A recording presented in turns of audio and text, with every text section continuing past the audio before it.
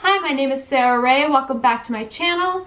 Today we are going to talk about the ugly side of relationships and having a chronic illness like IBD. Before we go any further, I would really like to ask you guys to check out last Thursday's video. It is a video very close to my heart and it's me taking back my narrative. We talk about mental health and assault. And what I mean by assault is going to be written somewhere on the screen right now. With that out of the way, you know the drill. Like, comment, subscribe, hit the bell for notifications of when I upload, and let's start talking. Let's start with relationships. Ideally, we want somebody who will understand what we're going through, not like understand in the way of feeling like they've been there before, but understanding like they've been with you and helped you and, you know, gone to your appointments, gone to the ER with you, sat there and stroked your hair while you're in pain and got you soup and just done as much as he can to help you,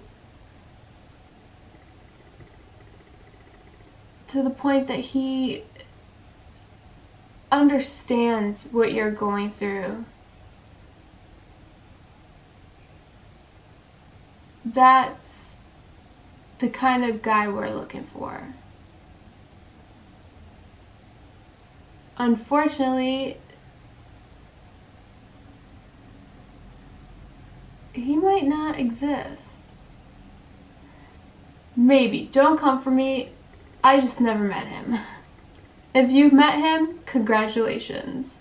You'll have to leave that comment down below.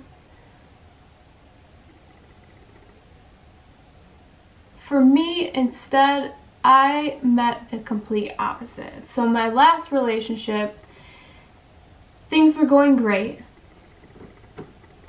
He and I've been longtime friends, so he understood the struggles, he understood the things I've been through, and even when we were dating, he would go to the hospital with me, he would just help me, and those grand gestures, like, it was great. But I also have borderline personality disorder, which kind of made me understand why I have a fear of abandonment. I mean, there's a lot of reasons why I have it, but that they understand why I have it. But so I was always asking him like questions about like why is he here, like just pushing him out the door really, but he stayed, thank God, until one day where I guess he had enough and he broke up with me, and you won't believe what his response was as to why. The why was because he couldn't handle my health anymore.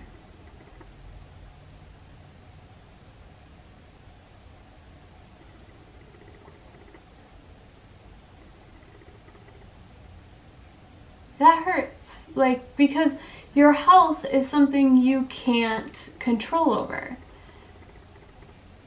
You don't know when it's going to happen, when it's going to flare up, when you're going to end up in the hospital, when you aren't going to barely be able to get out of bed, when you're going to be so nauseous you can't move, when you're going to have to sit next to a toilet because all you feel is nausea, and to the point that you're going to be sick. You don't think we don't want to be surrounded by those things either? Like, we don't want that life, but we can't control that life.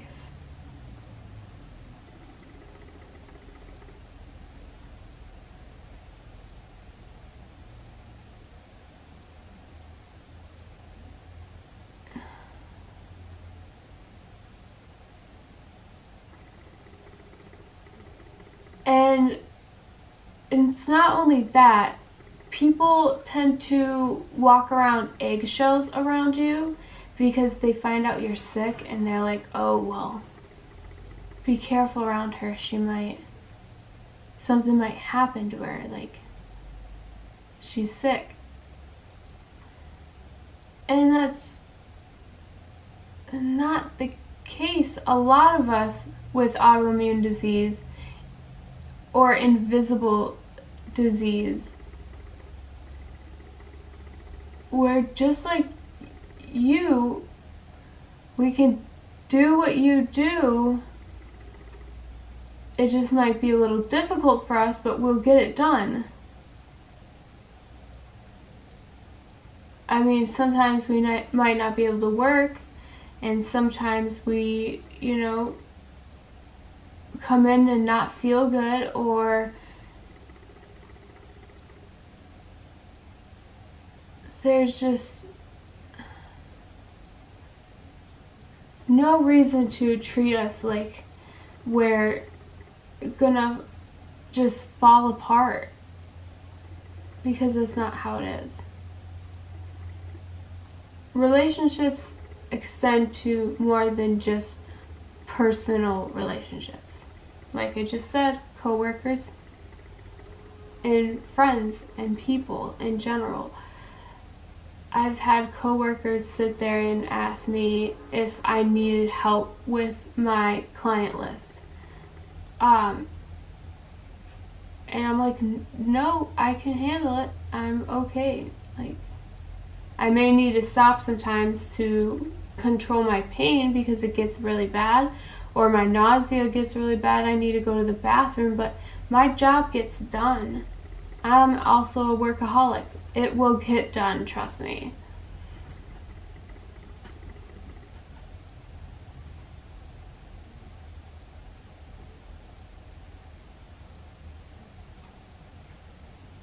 They hear the word sick and people just freak out. So let me give you another example. The place I worked at, the nursing home, this really cute guy walks in bringing new meds to the place I worked. And we flirted back and forth, and finally we gave each other our phone numbers. So one night I was working third shift and we were texting back and forth. Then he asked me for my Instagram handle, and we were going to communicate on there. And he also wanted to check out my Instagram, so I gave it to him and he gave me his. After that, I never heard a word from him again. Now, on my Instagram, I am, of course, as you probably know, I'm very much an advocate for IBD. Very much an advocate for ostomies. I am very open about what I've gone through, my body with my ostomy, my scars, everything. I'm very open. I feel like he saw that and freaked out. And that's kind of,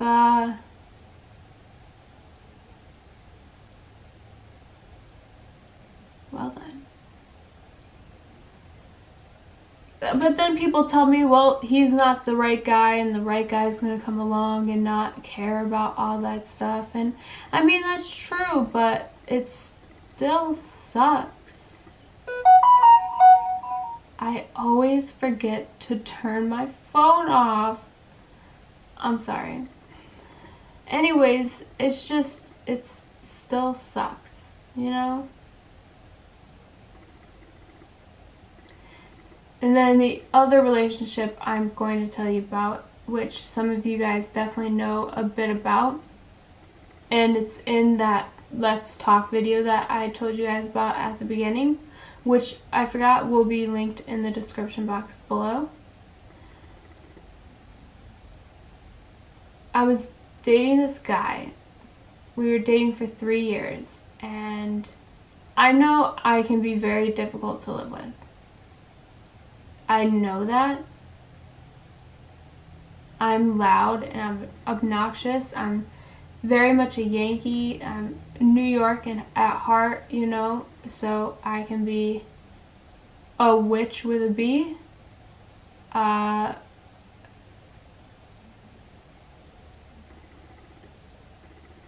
So, and he wasn't pleasant either. We were both very much not great to each other, but we, as far as I knew, loved each other. I don't know. I never knew how manipulative he was or how deceptive he was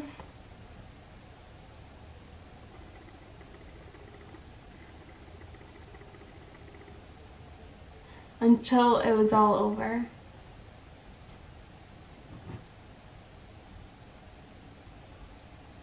We were together for 3 years. We actually were engaged. He started slowly keeping me away from my family. So he's very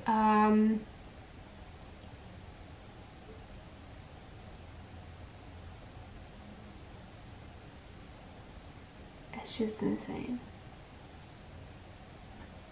And he would lie saying he paid the electric bill and then we'd get a notice. Same for our rent. I ended up finding a note saying we were getting evicted.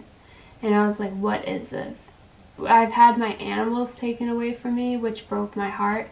And he said, oh, they were fine. This was all a mistake. And at that time, you know, I give people the benefit of the doubt. Like, I believed him. And this is going to sound so weird, but he gave me reasons to believe him. And I guess that's how manipulation and mental abuse works. And emotional abuse works. They're good at cutting you off from your family and making you believe what they say is true.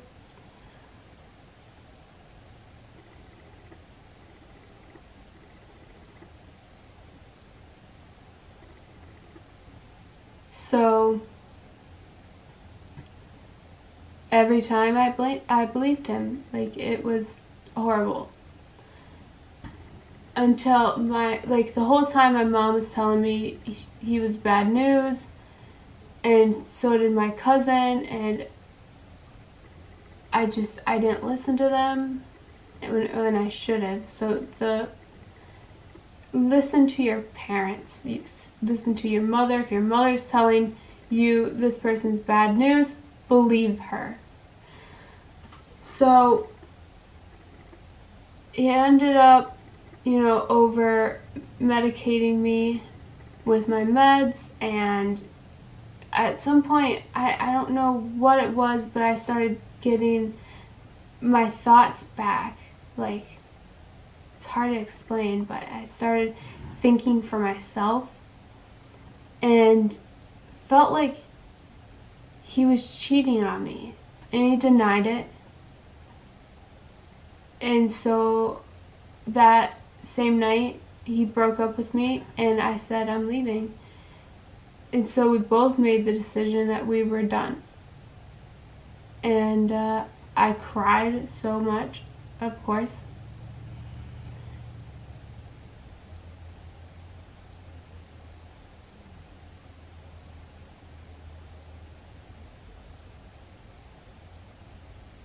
It was difficult because he was always there for me with my health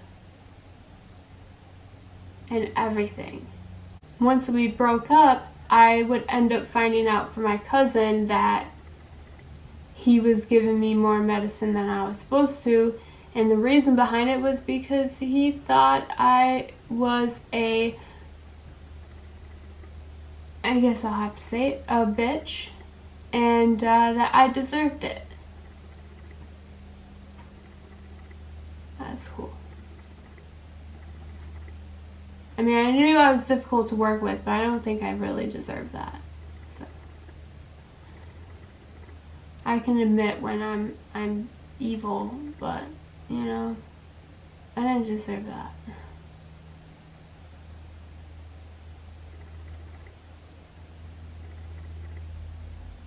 In turns,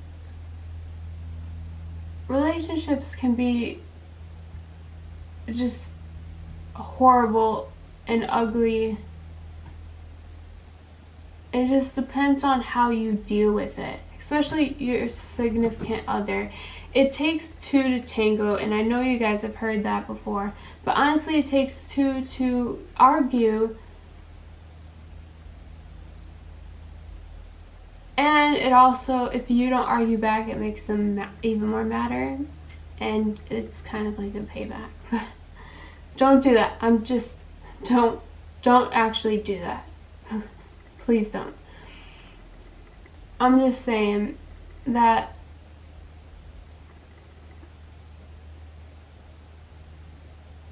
if they're wanting to argue, just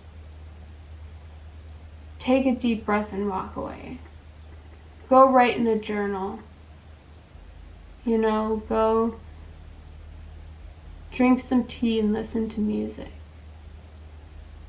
Or call somebody and talk to them about it.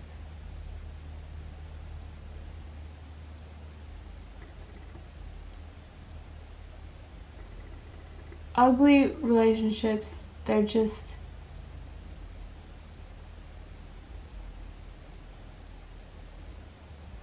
always going to be.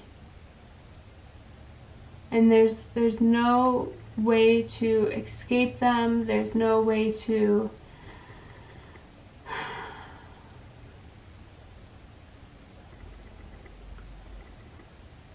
get rid of them. They're going to happen. But as long as you stand your ground, if you see something wrong, or just go for a walk, take the break, come back later, or maybe that it's not right for you and you need to find someone who's more suitable.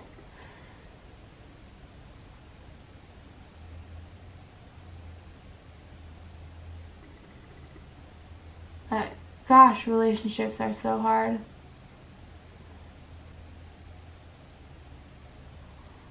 But anyways, I hope you guys had a great time watching this video. I hope you learned something. Leave comments in the comment section down below what you thought of the video. And I'll see you guys in the next video. Bye!